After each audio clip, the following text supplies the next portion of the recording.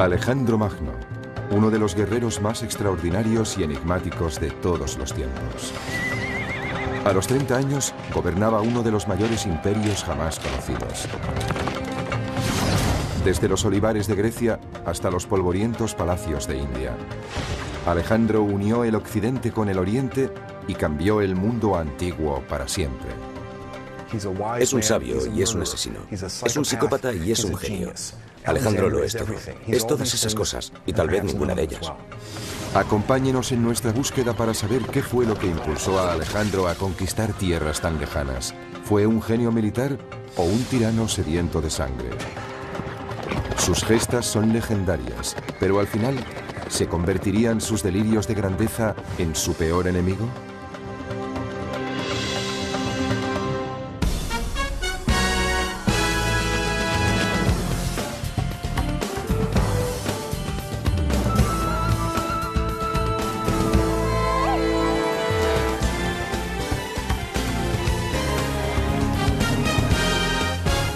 Alejandro Magno, el hombre y el mito. Babilonia, junio del año 323 a.C. Alejandro yace en la cama moribundo. Su cuerpo sufre atormentado por la fiebre. Después de 30.000 kilómetros de conquistas y baños de sangre, su persecución de la gloria eterna llega finalmente a su término.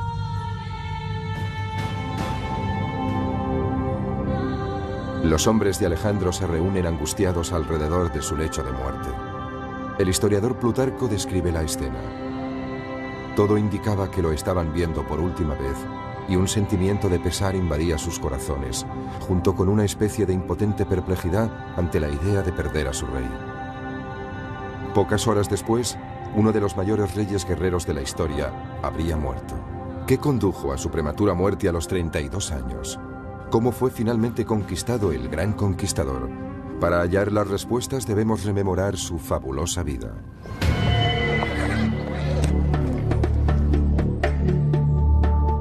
Alejandro nació aquí, en Pela, en el norte de Grecia, el año 356 a.C.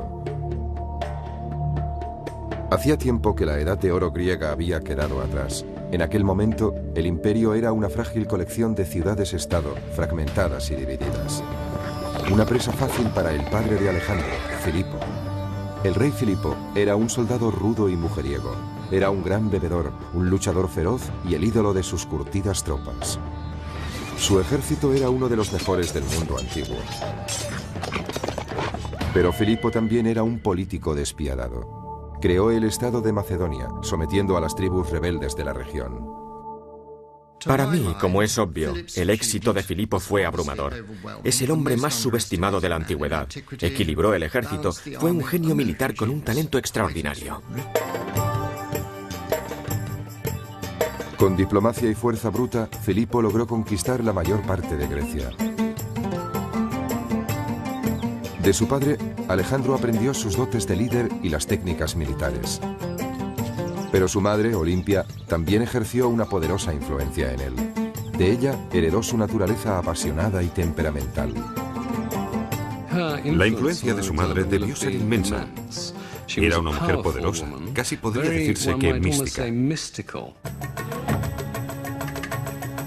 Olimpia era seguidora de diversos cultos religiosos, especialmente el culto a Dioniso, el dios del vino y la pasión.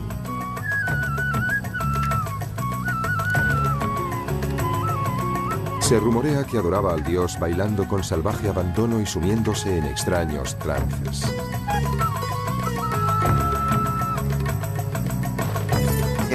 En cierto sentido, Olimpia era tan sobrecogedora e inquietante como su esposo. Poseía una inteligencia excepcional. Era políticamente astuta y dura como el acero. Tenía una actitud muy posesiva hacia su hijo. Sin duda le quería con locura, pero actuaba como su valedora, protegiendo sus intereses personales. Olimpia extendió el rumor que había sido fecundada por Zeus, el rey supremo de los dioses, en la forma de una serpiente. Alejandro se sentiría fascinado durante toda su vida por la idea de que podía ser inmortal. Si su madre y su padre produjeron un fuerte impacto en el joven muchacho, también lo hizo su mentor, el célebre filósofo griego Aristóteles. Él enseñó a Alejandro las maravillas de la cultura griega, sobre todo las grandes epopeyas míticas. Aristóteles inspiró su amor por la Ilíada de Homero, la historia de las guerras de Troya. Sus protagonistas son los héroes cuyas grandes hazañas épicas les proporcionaron poder y fama. Uno de aquellos héroes es Aquiles, el arquetipo del guerrero griego. Ante el dilema de elegir entre una vida larga y corriente o una existencia breve pero gloriosa en el campo de batalla, Aquiles optó por una muerte prematura y la celebridad eterna. Resulta muy difícil subestimar el alcance de la influencia de Aquiles en Alejandro. Según él, Aquiles era su antecesor mítico, por parte de madre. Por tanto, desde una edad muy temprana, Alejandro percibió que Aquiles era el modelo a seguir para alguien como él, que siempre quería ser el mejor entre los mejores, tal como lo relata Homero. Pero era su modelo a seguir en dos sentidos, asumiendo su carácter y rivalizando con él. Es decir, lo que hizo Aquiles, Alejandro podía hacerlo mejor. Alejandro abandonó su hogar durante 3 años para estudiar con Aristóteles. Cuando regresó a los 16 años, su otro modelo, su padre, el rey Filipo, había vuelto a casarse. Peor aún, había tenido otro hijo que amenazaba la privilegiada posición de Alejandro como sucesor al trono. Eso despertó las iras y el resentimiento de Alejandro. Ambos sostuvieron violentas disputas. Eso llenó de amargura a Alejandro y creó una atmósfera muy difícil. De hecho, se trata de un fenómeno que trasciende todas las culturas. Es un rasgo psicológico universal, el de la profunda rivalidad de un hijo impulsado por el incontenible deseo de eclipsar a su padre. La enemistad entre padre e hijo se hizo tan intensa que Alejandro tuvo que exiliarse. Finalmente se reconciliaron, pero la tregua no duró mucho. Una noche de verano del año 336 a.C., Filipo y la familia real se reúnen para celebrar el matrimonio de su hija. El rey se detiene a la entrada para saludar al pueblo. Un hombre surge de la multitud y le asesta un golpe mortal. Se cree que fue un examante ultrajado. Como muchos griegos de la época, Filipo tenía tanto amantes femeninos como masculinos. Filipo murió al instante. El asesino fue ejecutado allí mismo, antes de que la tortura pudiera hacerle revelar posibles cómplices en las altas esferas. ¿Actuó en solitario o hubo otros que conspiraron con él?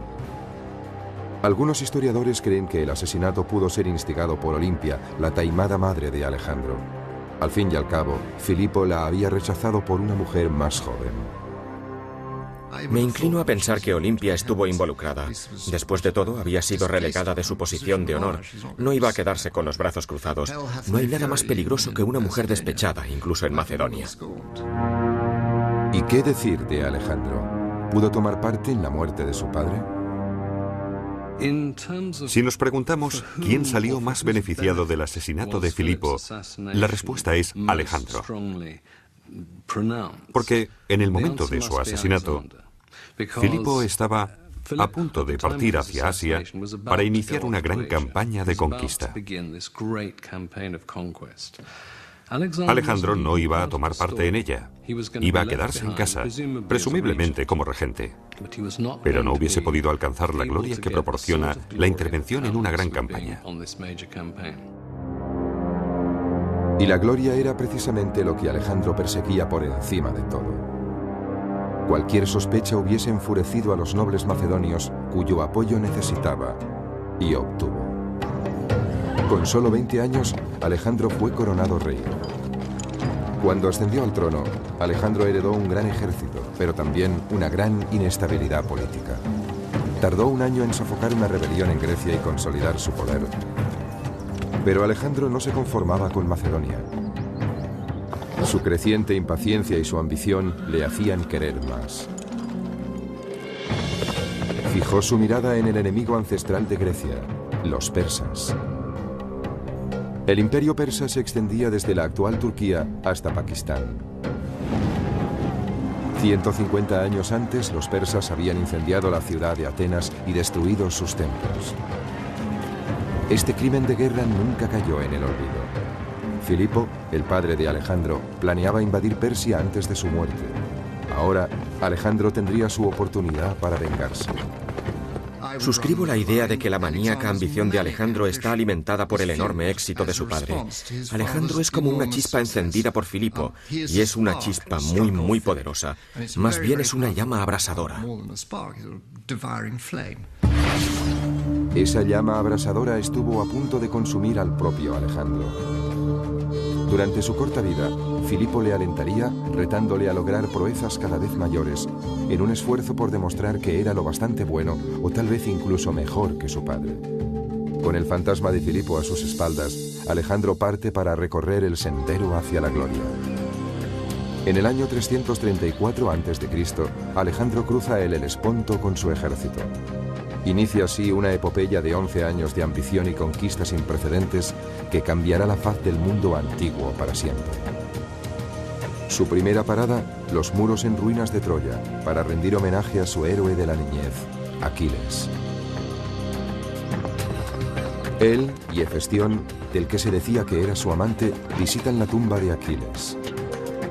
En el escenario de la mítica Gran Batalla de Troya, Alejandro se prepara para su propia conflagración épica. Su oponente, uno de los hombres más ricos y poderosos de la tierra, el rey Darío III. El monarca persa no tiene ni idea de la fuerza a la que se enfrenta. Alejandro ha recibido un valioso legado de su padre, uno de los ejércitos más disciplinados y mejor entrenados del mundo antiguo. El joven rey es un líder carismático e inspirador, aún más que Filipo. Creo que el secreto del genio militar de Alejandro es su extraordinaria determinación. Es valiente y audaz, aunque a veces llega hasta el punto de ser temerario. Nunca parece dudar ante la perspectiva de entrar en acción.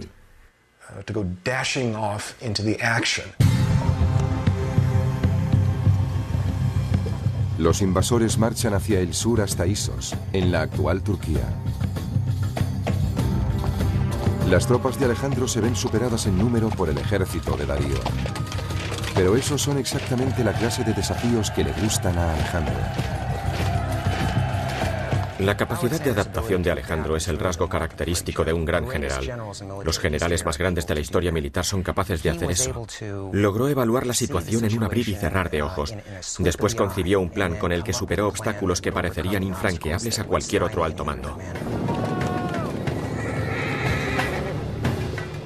Alejandro calibra las fuerzas de su enemigo con rapidez.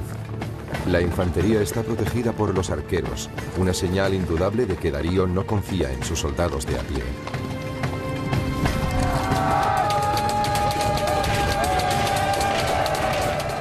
Alejandro realiza su primer movimiento, utilizando una de las armas más poderosas de su arsenal, el arma del miedo. Era algo absolutamente estremecedor. Hacían chocar sus escudos, movían las lanzas de un lado a otro y avanzaban a su encuentro con un grito increíble, escalofriante e interminable mientras iban acercándose. Era aterrador. Alejandro cruza el río y sube por la otra orilla.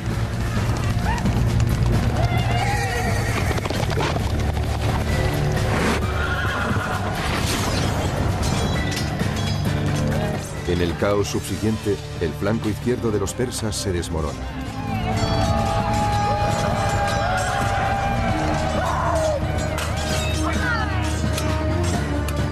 En una imagen casi fotográfica, esta batalla monumental aparece en un mosaico de Pompeya.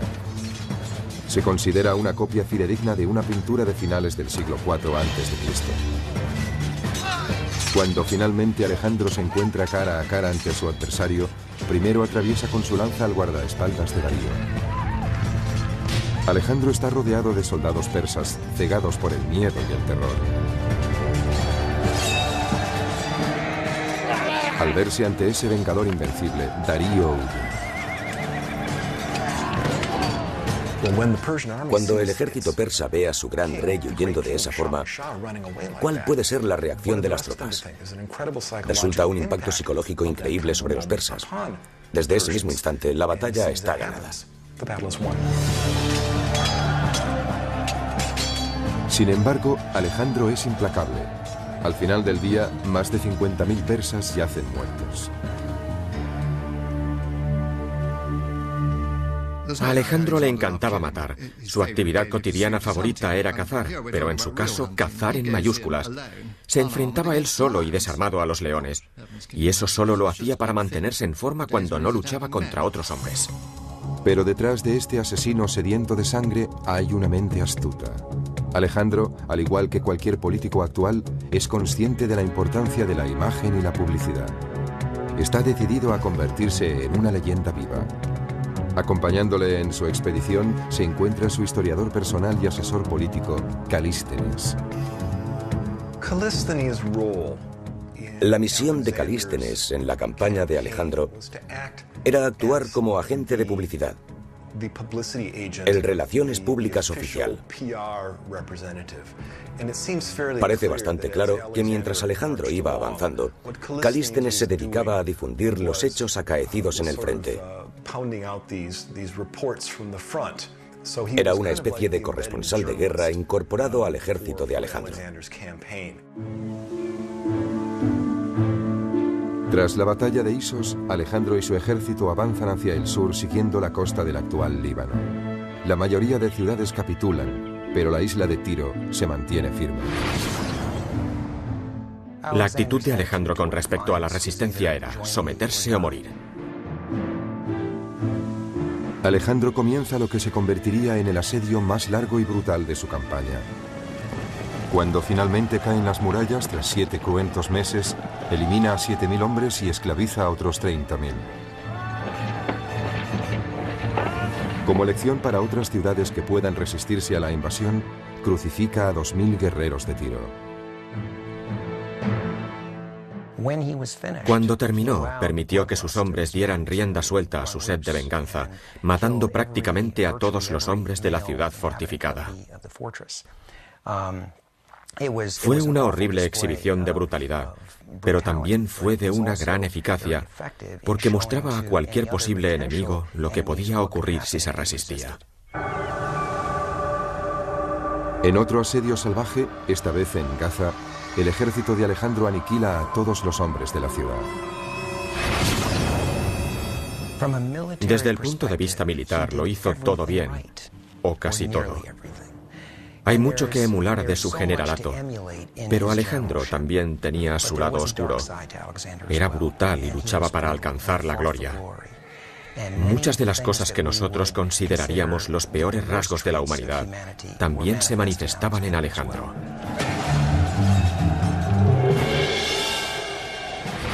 Alejandro es compasivo si sus enemigos se rinden, pero cruel si se resisten. El gobernador de Gaza, Batis, se decide por la opción más dolorosa.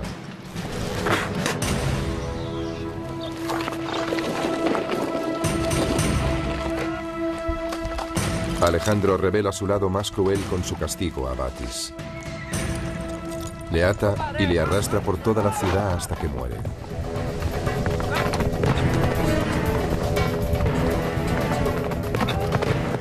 Es una escena familiar tomada de las páginas de la Ilíada de Homero. En ella, Aquiles arrastra a su peor enemigo, Héctor, alrededor de las murallas de Troya. Pero en esa versión, Héctor ya estaba muerto.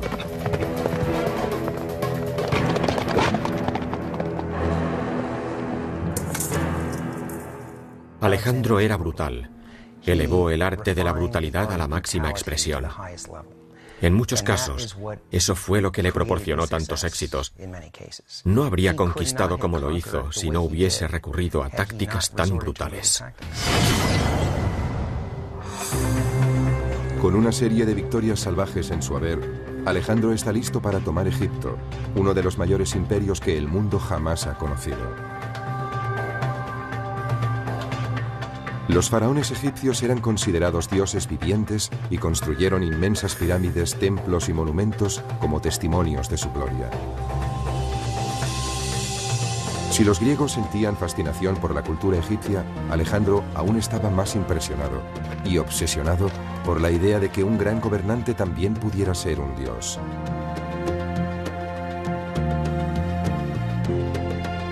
Tras 2 años de guerra, Alejandro marcha hacia el interior hasta Menfis. Los egipcios están impacientes por ver derrotados a sus gobernantes persas. Se rinden sin presentar batalla y reciben a Alejandro con los brazos abiertos. Bajo su reinado, siguen permitiéndose las prácticas religiosas y culturales egipcias. A cambio, los sacerdotes egipcios ofrecen a Alejandro el título de faraón. Ese hecho marca un punto de inflexión importante, puesto que es aquí donde Alejandro comienza a creer que realmente es un dios viviente.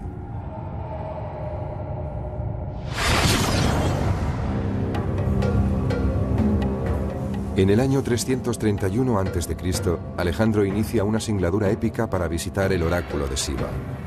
Está buscando la prueba de su existencia divina. Estaba a unos 500 kilómetros de distancia. La ruta hacia Siva discurría por una meseta relativamente llana, pero estaba plagada de dunas. El oráculo era un destino muy conocido.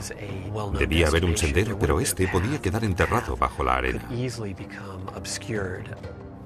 Debió encontrarse en un entorno donde el calor durante el día es sofocante y de noche hace un frío espantoso. De pronto se forma una tormenta de arena y ni siquiera puedes verte las manos delante del rostro.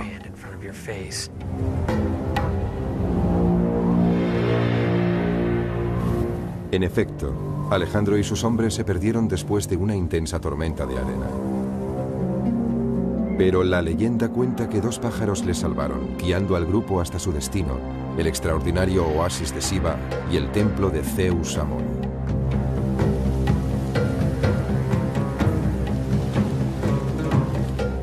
Aquella visita al oráculo es uno de los episodios más fascinantes de toda la historia del mundo antiguo.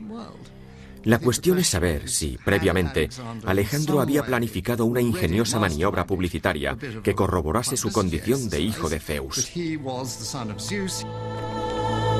Alejandro entra en el templo solo, mientras sus hombres esperan fuera. Aquí está Alejandro. Es un hombre joven, apenas sobrepasa los 20 años, pero ha logrado ya hitos extraordinarios. De pronto se encuentra en un lugar donde al menos los egipcios nativos le tratan como un dios viviente. Y uno se pregunta, ¿qué debe pensar? Como es obvio, en ese momento se halla muy lejos de Macedonia. Alejandro salió del templo. Todos corrieron a su encuentro y le preguntaron, Alejandro, Alejandro, ¿qué has pedido? Y respondió, no os lo voy a decir. Ellos le dijeron, pero hemos oído que el oráculo te llamaba hijo de Zeus. Y él respondió, está bien, podéis contar eso si os place. Entonces su publicista lo propagó. Alejandro autorizó difundir esta versión de su identidad porque me parece que encajaba con sus sospechas previas, posiblemente debidas a las historias de su madre, de que era algo más que humano. A partir de entonces, el leal escriba de Alejandro, Calístenes, denominaría a su maestro un dios en la tierra. Los egipcios confirmarían esa idea, representando su imagen en los muros de algunos de sus templos más sagrados.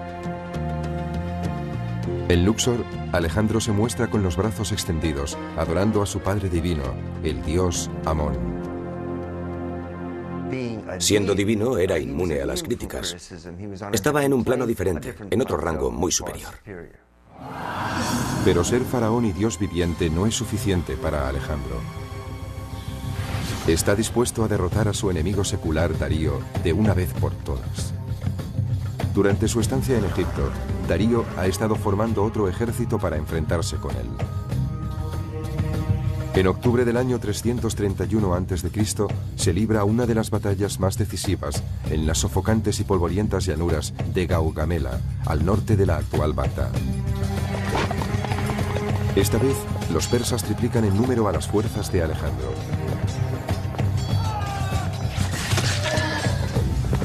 Pero se crece ante el peligro, y el desafío solo parece espolearle aún más. Sus hombres están casi completamente rodeados por el ejército persa, pero sus flancos aguantan al enemigo el tiempo suficiente para abrir una brecha en las líneas persas. Alejandro aprovecha la oportunidad y avanza para atacar a Darío. El rey persa huye de nuevo. Uno de los secretos del éxito de Alejandro en el campo de batalla es su uso de la falange, una formación de 16 soldados en línea armados con lanzas largas. Alejandro utilizaba la táctica del yunque y el martillo con sus falanges. Su propia falange, la infantería macedonia, formaba el yunque y con el martillo, que era la caballería, aplastaba a la falange enemiga. Esta táctica, del yunque y el martillo, la empleó en numerosas ocasiones para imponerse en el campo de batalla. Darío, que ha huido a las montañas del este, finalmente es asesinado por uno de sus oficiales.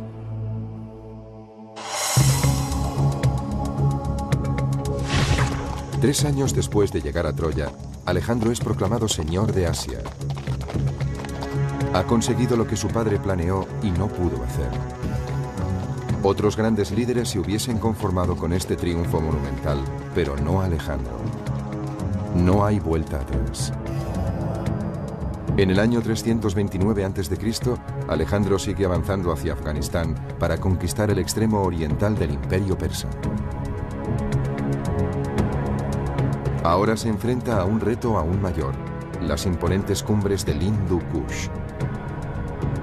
Aunque se elevan a 7.000 metros de altura, casi en el techo del mundo, Alejandro opta por una de las rutas más duras para su ejército de 30.000 hombres. Durante su periplo, a través del Hindu Kush, las inclemencias del tiempo, la lluvia, la nieve y las ventiscas debieron dificultar mucho la marcha a cualquiera, excepto a Alejandro Magno.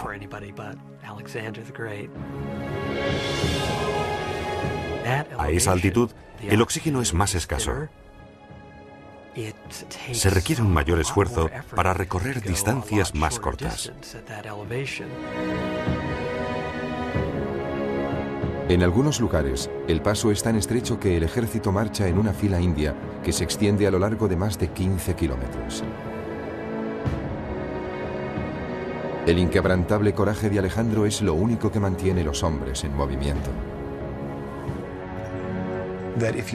Si quieres lograr grandes cosas valiéndote de un ejército, ese ejército debe estar absolutamente dispuesto a hacer lo que les pidas.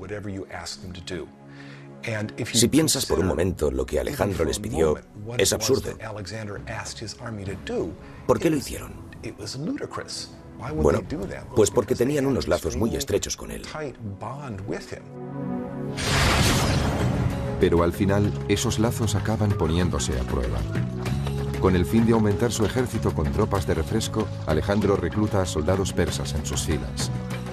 Esa resulta una medida muy impopular entre los griegos. Debo subrayar que no fue solo una decisión militar, también fue por cuestiones sociales.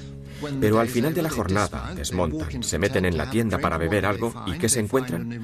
Pues se encuentran con un bárbaro iraní tomando una copa a su lado en su misma tienda. Eso no les gusta, los soldados pueden ser muy racistas.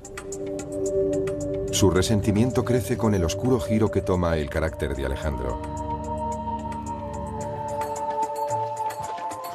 Cuando el ejército llega a la legendaria ciudad de Samarcanda, se celebra una copiosa bacanal.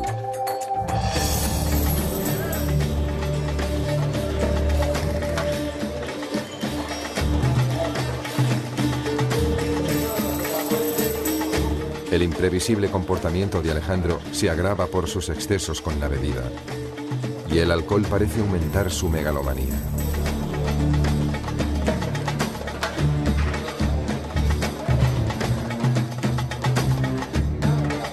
Uno de sus invitados es Clito, que sirvió a las órdenes de su padre Filipo y salvó la vida a Alejandro en el campo de batalla.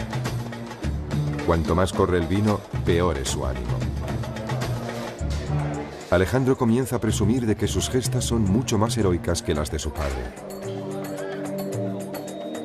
Clito escucha indignado en silencio y finalmente grita: «Toda tu gloria se la debes a tu padre». Borracho, Alejandro coge una lanza, mata a su amigo y se derrumba en un mar de lágrimas. Lo que dijo Clito enfureció a Alejandro sobre todo en dos sentidos. Primero, que Filipo fuera mucho más importante de lo que Alejandro quería dar a entender. En otras palabras, la maquinaria propagandística de Alejandro se había extralimitado y él, Alejandro, había sido el causante.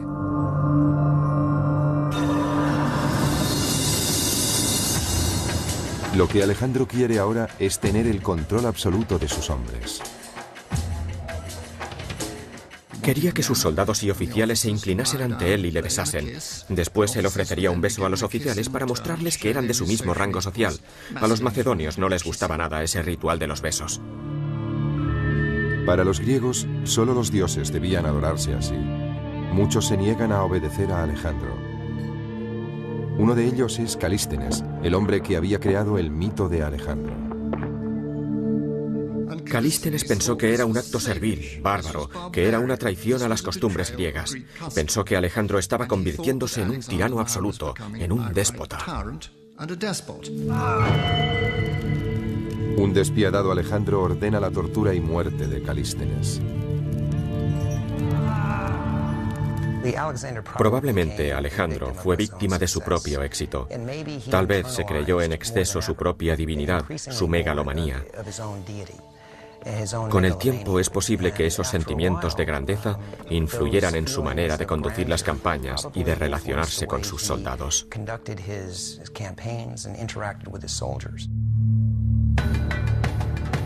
Al octavo año de su campaña, Alejandro ha conquistado Egipto, Persia y los pueblos del Asia Central. El imperio de Alejandro se extendía desde Grecia hasta Afganistán y cubría unos 5 millones de kilómetros cuadrados. Entonces se dirige más hacia el este, hasta los confines del mundo conocido, donde yacen las misteriosas y exóticas tierras de India. Debió ir hacia el este. Esa es la ruta de invasión que siguieron los persas para conquistar parte de India. Como heredero del imperio persa, deseaba esos territorios.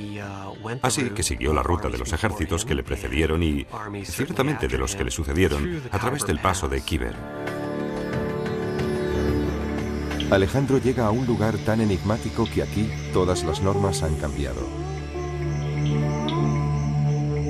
Se enfrenta a un poderoso rajá dispuesto a frenar su avance.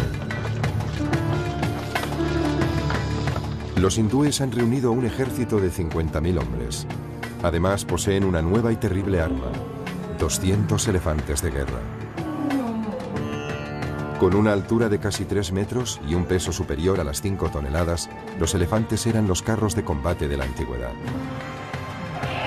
Podían cargar al enemigo y aplastarlo con sus patas. Alejandro enseguida advierte que no puede arriesgarse a un ataque frontal ante una fuerza de tal magnitud. Posee la capacidad de planear y calibrar la distribución y el espacio para mantener siempre un elemento de incertidumbre sobre sus intenciones. Se mueve hacia la derecha cuando en realidad va a recortar hacia la izquierda. En la India, realiza un amago antes de cruzar el río y luego cruza por donde menos lo espera el enemigo.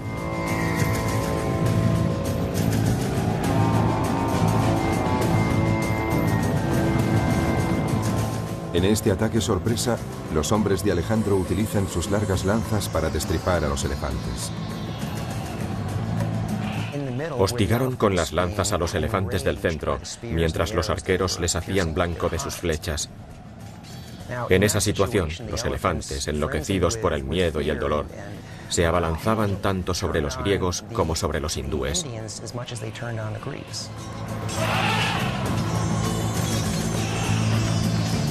Después de una de las batallas más enconadas de la carrera de Alejandro, el ejército hindú es derrotado y el rajá se rinde. Pero Alejandro está tan impresionado por la bravura del rajá que toma la sorprendente decisión de devolverle el reino. De ese modo, la leyenda de Alejandro queda firmemente arraigada en suelo indio.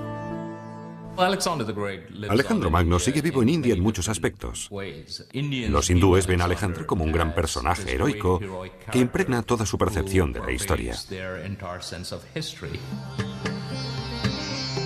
El legado de Alejandro ha perdurado en casi todo lo que se ha hecho en India. Es bastante obvio en la literatura, la pintura y la escultura hindúes. Incluso hoy, si vas al noroeste de la India, verás a dioses hindúes con posturas griegas, porque las hicieron escultores influenciados por el arte griego. Alejandro estaba dejando su impronta en India, pero a pesar de su gran victoria, los largos años de lucha habían pasado factura a su ejército. Para empeorar las cosas, llegaron las incesantes lluvias del monzón.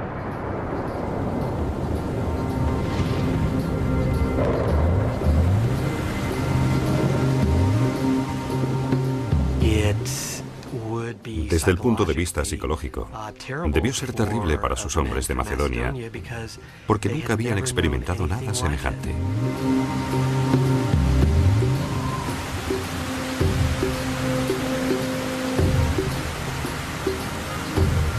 Después de 8 años y casi 30.000 kilómetros, las tropas llegan al límite y se niegan a seguir avanzando.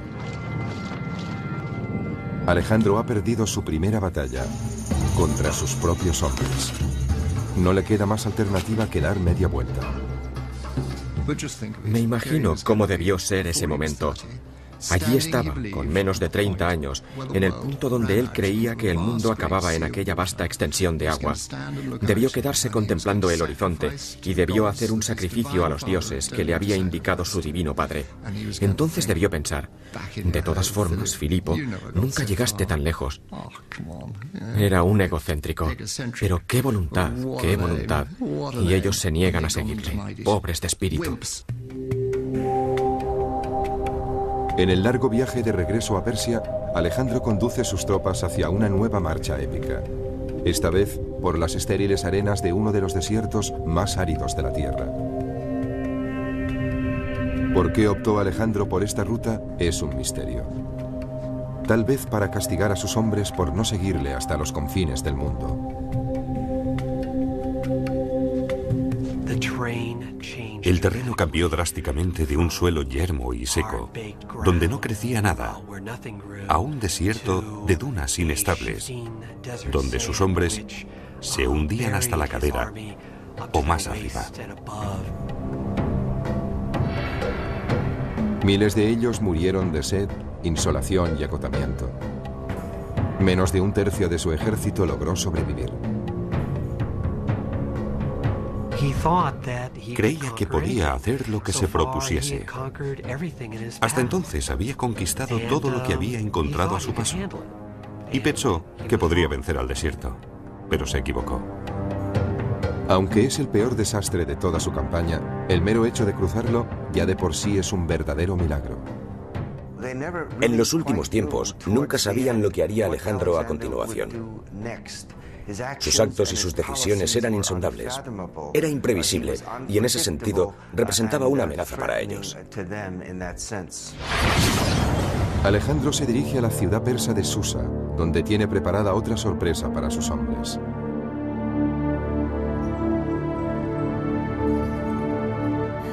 Ordena a casi un centenar de oficiales macedonios que se desposen con mujeres persas. Aquellos matrimonios serían permanentes. Lo hizo para que fecundaran a esas mujeres y produjeran una gran cantidad de niños mestizos macedonio-iraníes que iban a ser los príncipes del futuro. Sus hombres sienten un profundo rechazo hacia esos enlaces, aumentando su resentimiento. Sin embargo, para Alejandro, fundir el occidente con el oriente es un asunto práctico. Él, en persona, se casa con 3 mujeres extranjeras para dar ejemplo. Si quiere gobernar un imperio tan diverso, necesita mezclar las culturas. Y está sentando las bases del nuevo imperio. No el que ha conquistado, ni el que trajo con él desde Grecia y Macedonia, sino el nuevo imperio de Oriente Medio.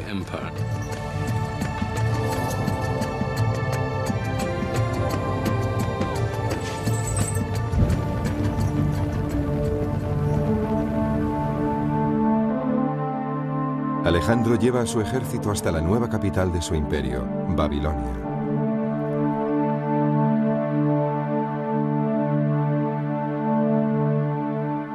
Una calurosa noche, cae misteriosamente enfermo después de una juerga desenfrenada. Sus oficiales macedonios se reúnen alrededor de su lecho de muerte con rostro de preocupación. Al cabo de 11 días febriles, muere a la edad de 32 años.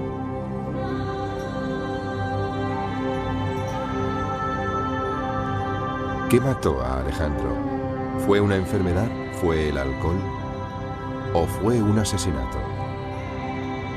Algunos expertos sostienen que murió de fiebre tifoidea. Otros piensan que fue envenenado por un grupo de oficiales hartos de sus ataques de cólera y por su deseo de ser adorado como un dios. Pero durante siglos, los historiadores han debatido sobre la causa de su muerte. Estoy seguro de una cosa, Alejandro no fue envenenado. La cena fatal tiene lugar hacia el 29 de mayo y muere entre el 10 y el 11 de junio. Si hubiesen querido envenenar a Alejandro, le hubiesen suministrado una dosis abundante. Por tanto, ¿qué le produjo la muerte? No pudo ser una epidemia. Con él no murió ningún número importante de gente. No fue algo parecido a la gripe asiática. Debió ser una enfermedad que le afectaba solo a él. Yo me inclino por la malaria. El cadáver de Alejandro no puede examinarse porque se desconoce su paradero. En su viaje de regreso a Macedonia, su procesión funeraria sufrió la emboscada de uno de sus generales, que quería llevar sus restos a Egipto.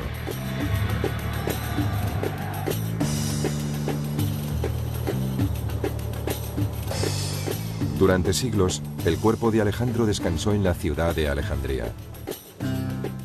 Probablemente era una de las reliquias más sagradas del Imperio Romano.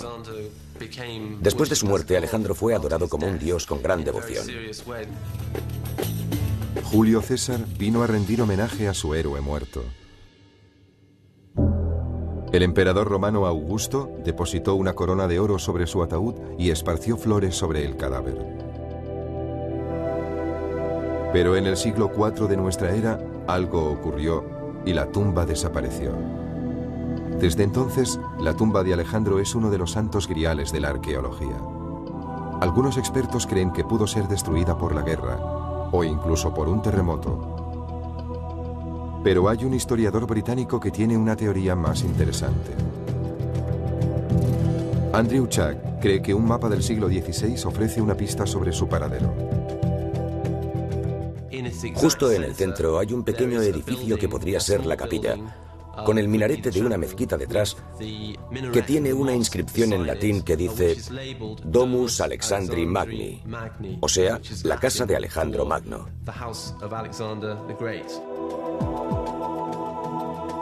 Fue aquí donde se localizó un sarcófago. Estaba destinado a albergar los restos del faraón egipcio Nectanebo II, pero nunca fue sepultado en él.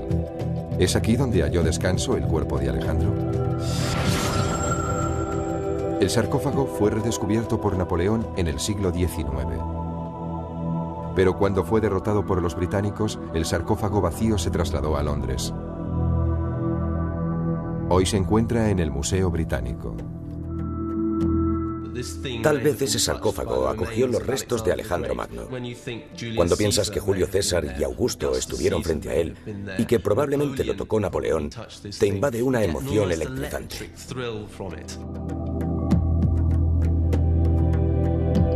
Pero el Museo Británico no acepta la teoría de Chuck. Los restos de ADN que podrían reforzar su hipótesis ya no están ahí. De modo que continúa la búsqueda para encontrar el cadáver del conquistador enterrado en algún lugar bajo las movedizas arenas del desierto. O tal vez, como creen algunos, bajo la ciudad que bautizó con su nombre, Alejandría.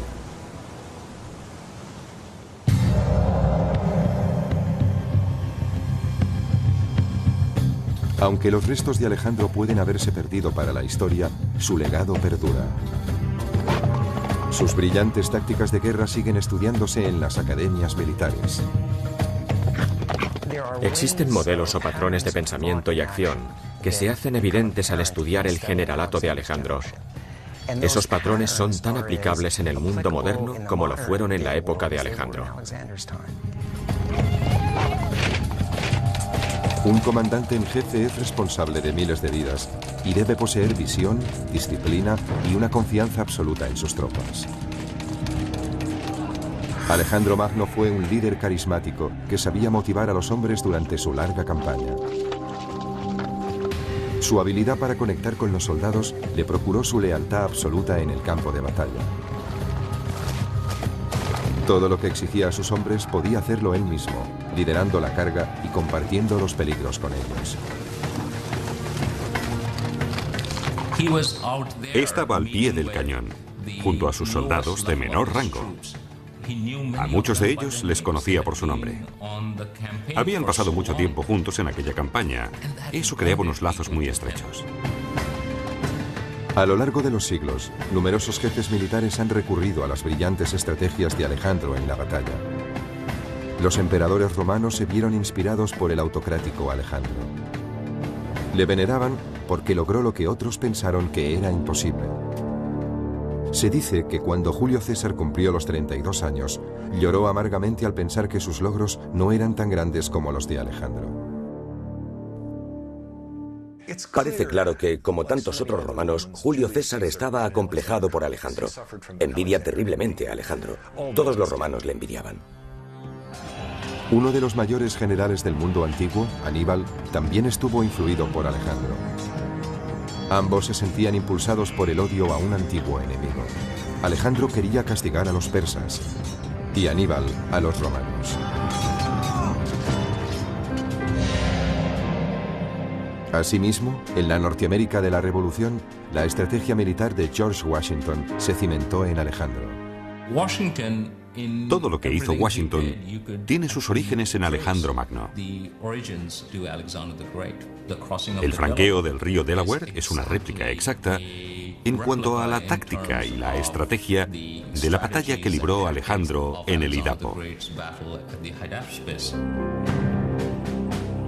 En diciembre de 1776, el general Washington condujo a sus feroces tropas a través del helado río Delaware para atacar a los británicos.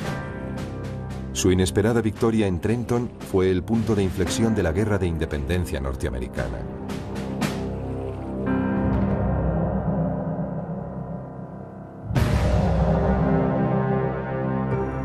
Desde la niñez, el general corso Napoleón Bonaparte sentía fascinación por la leyenda de Alejandro Magno. La implacable ambición de Napoleón le hizo ascender rápidamente en el escalafón militar. Como Alejandro, construyó su poder en una serie de audaces victorias militares. Tan pronto como tuvo ocasión, siguió los pasos de Alejandro viajando a Egipto. Sobre todo estaba impresionado por la política religiosa de Alejandro, su capacidad para adaptarse a cualquier circunstancia y para captar la mentalidad del país en el que se encontraba.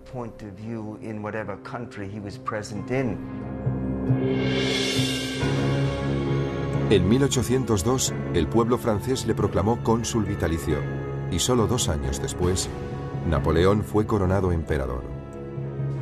Como Alejandro, Napoleón inspiraba una lealtad total en sus hombres. Ambos conocían a sus soldados por su nombre y les recompensaban por su valentía en el campo de batalla. Cuando Napoleón estudiaba la invasión de Rusia, pensaba en Alejandro debido a las grandes distancias que debía recorrer. Pero a diferencia de Alejandro, Napoleón tuvo que enfrentarse a una dolorosa derrota y al posterior exilio. Fuese cual fuese su destino, Napoleón, como Alejandro, estaba convencido de que era un hombre tocado por la providencia. Creía que en la guerra los hombres no valían nada. Sin embargo, un solo hombre podía decantar la balanza. George S. Patton, el general de la Segunda Guerra Mundial, fue un comandante cortado por el mismo patrón que Alejandro. Desde su ingreso en West Point, George Patton admiraba las proezas de todos los héroes clásicos, pero sobre todo las de Alejandro Magno. Existen diversas notas y documentos que indican que Patton deseaba emular la gloria pasada de Alejandro. Al igual que su ídolo, Patton estudiaba a sus enemigos en busca de su punto débil. Entonces concebía la mejor táctica para derrotarlos. Su héroe era Alejandro. Lo que más admiraba de él era la disciplina que inculcó a sus tropas. Patton, como Alejandro, parecía capaz de lograr lo que ningún otro general había podido conseguir. En 1944, un osado Patton llevó a cabo un astuto movimiento de tropas, trasladando a 100.000 hombres del este al norte. Tras recorrer más de 150 kilómetros en 3 días, atacó a los alemanes. Al cabo de 3 semanas de luchas sangrientas, en lo que la historia denomina la Batalla del Bulge, la arriesgada apuesta de Patton dio sus frutos. Patton fue recibido en su país como un gran general, pero se quedó corto en comparación con su héroe, Alejandro.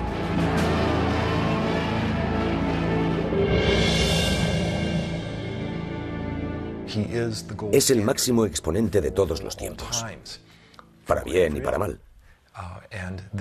Eso es lo que le hace un icono tan atractivo, casi irresistible para cualquiera que aspire a alcanzar el éxito y la gloria. El arte de la guerra solo es una parte del legado de Alejandro. También instauró nuevas rutas comerciales y forjó las bases de las relaciones culturales entre Oriente y Occidente. De hecho, lo que hace Alejandro es extender la cultura griega. Las tragedias griegas se representan en lo que hoy es Irán. La filosofía griega se propaga por toda la India hasta Sri Lanka. Se trata de una asombrosa fertilización cultural. Pero por encima de todo, es considerado uno de los genios militares más excepcionales que jamás haya existido. Alejandro Magno se ha convertido en símbolo de ambición desenfrenada y hazañas colosales. Su coraje, su naturaleza intrépida, su espontaneidad, la profunda lealtad que inspiraba, fue un hombre increíble desde todo punto de vista.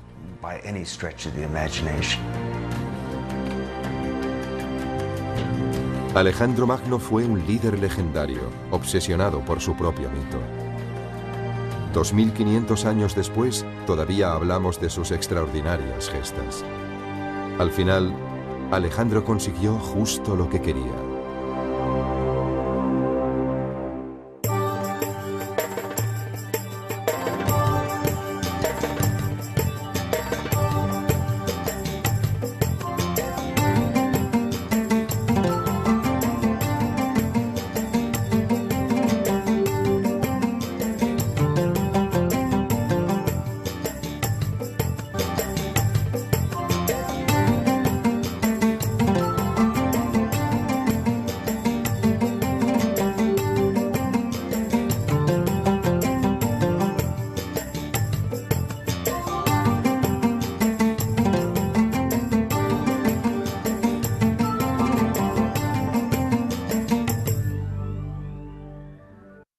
En 323 a.C., Alejandro yace en la cava moribundo, su cuerpo sufre atormentado por la fiebre. Después de 30.000 kilómetros de conquistas y baños de sangre, su persecución de la gloria eterna llega finalmente a su término.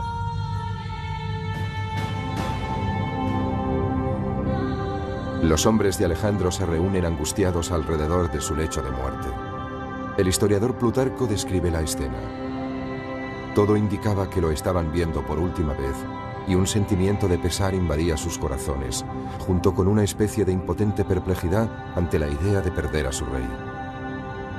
Pocas horas después, uno de los mayores reyes guerreros de la historia habría muerto.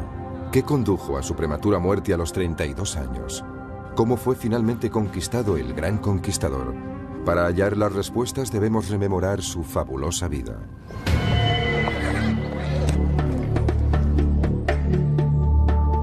Alejandro nació aquí, en Pella, en el norte de Grecia, el año 356 a.C. Hacía tiempo que la edad de oro griega había quedado atrás. En aquel momento, el imperio era una frágil colección de ciudades-estado, fragmentadas y divididas. Una presa fácil para el padre de Alejandro, Filipo. El rey Filipo era un soldado rudo y mujeriego.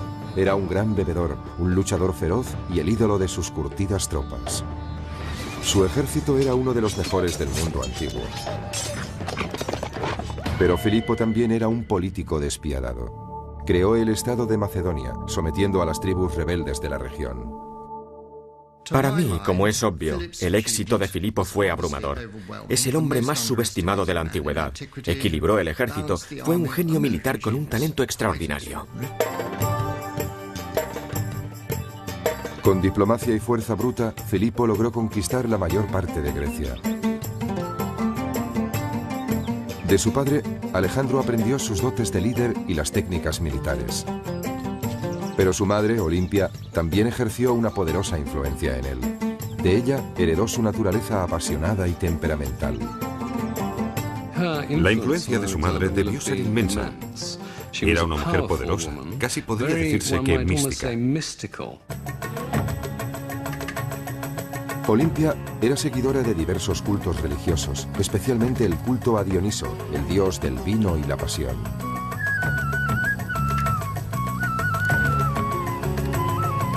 Se rumorea que adoraba al dios bailando con salvaje abandono y sumiéndose en extraños trances.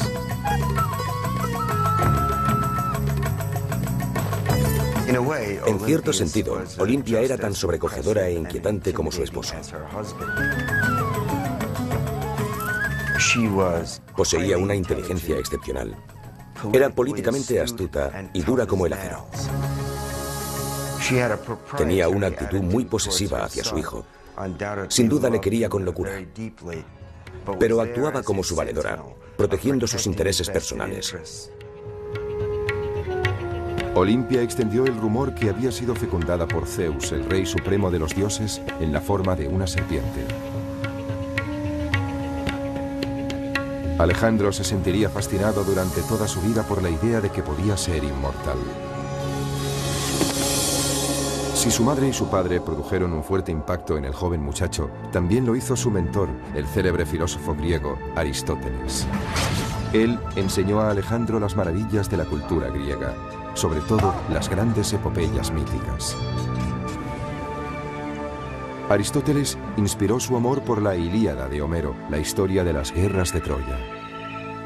Sus protagonistas son los héroes cuyas grandes hazañas épicas les proporcionaron poder y fama.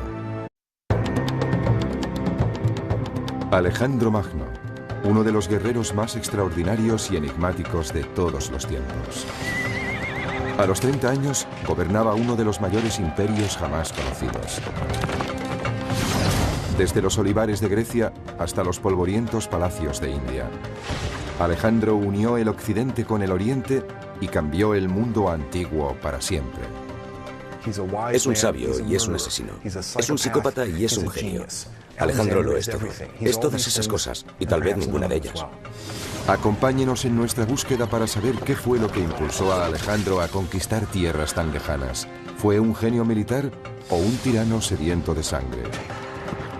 Sus gestas son legendarias, pero al final, ¿se convertirían sus delirios de grandeza en su peor enemigo?